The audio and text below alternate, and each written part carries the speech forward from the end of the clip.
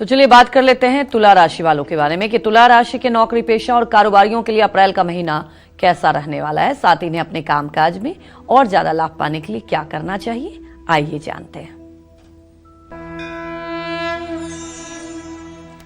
कार्य क्षेत्र में ऊर्जा बढ़ेगी, आपकी स्थिति मजबूत होगी, आपके सभी काम समय पर पूरे होंगे। नौकरी में आपकी स्थिति मजबूत होगी, प्रतियोगिता में सफलता मिलने की पूरी संभावना है।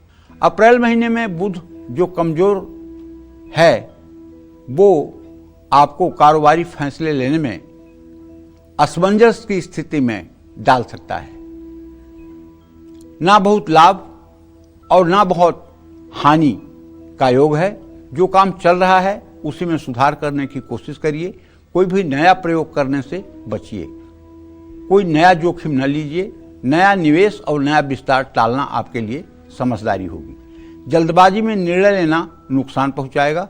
यदि आपकी तुला राशि है तो मैं आपसे कहना चाहूंगा कि आपको प्रातःकाल स्नान करके सूर्य को जल देने के बाद अपने घर के पूजा स्थान में अगर शिवलिंग है तो शिवलिंग का जल, दूध, शहद, गन्ने के रस या चीनी के रस या दही से अभिषेक करके शुद्ध जल से धोकर और शिवलिंग पर बिल्वपत्र, पुष्प, धूप, दीप,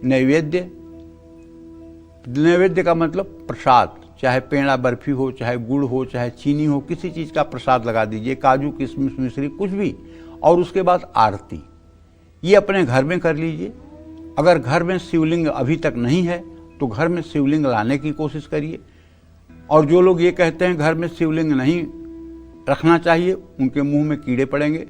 घर में शिवलिंग होना ही चाहिए, लेकिन अंगूठे से बड़ा नहीं होना चाहिए। जितना बड़ा ये हमारा अंगूठा है ना, इससे बड़ा शिवलिंग घर में नहीं होना चाहिए। पारे का भी शिवलिंग रख सकते हैं, नर्मदेश्वर शिवलिंग भी रख सकते हैं, दोनों शिवलिंग आप रख सकते हैं। चांदी का भी शिवलिंग रख सकते हैं।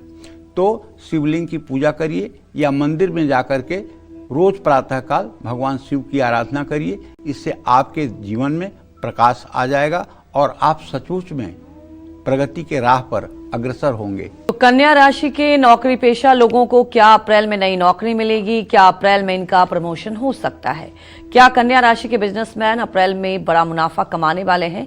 साथ ही कन्या राशि वाले अपने कामकाज में सफलता पाने के लिए अप्रैल में किन बातों पर गौर करें, ये जानते हैं। अप्रैल महीने में नौकरी पेशा लोगों की स्थिति में कुछ परेशानियां दिखाई दे सकती हैं, इसलिए निरंतर प्रयास करने से आपको सफलता मिलेगी। महीने के दूसरे भाग में फैसले बहुत सोच समझ कर लें। आप चतुर्थी तिथि पर गणेश जी की जो चतुर्थी तिथि होगी बैसाख महीने की चतुर्थी तिथि पर अपने घर में एक मिट्टी के सफेद रंग के गणेश जी की प्रतिमा ले आइए और प्रतिमा लाकर किसी सुयोग्य कर्मकांडी ब्राह्मण को बुलाइए और पूजन सामग्री इकट्ठा करके गणेश जी का विधिवत पूजन करके और 1000 लड्डू बनवा लीजिए, मूंग के आटे का लड्डू देसी घी में, और 1000 दुर्वा अंकुर, और गणेश जी के 1000 नामों को बोलते हुए 1000 दुर्वा, 1000 लड्डू गणेश जी के सामने एक थाल में रख दीजिए। इसको कहते हैं सहस्रार्चन।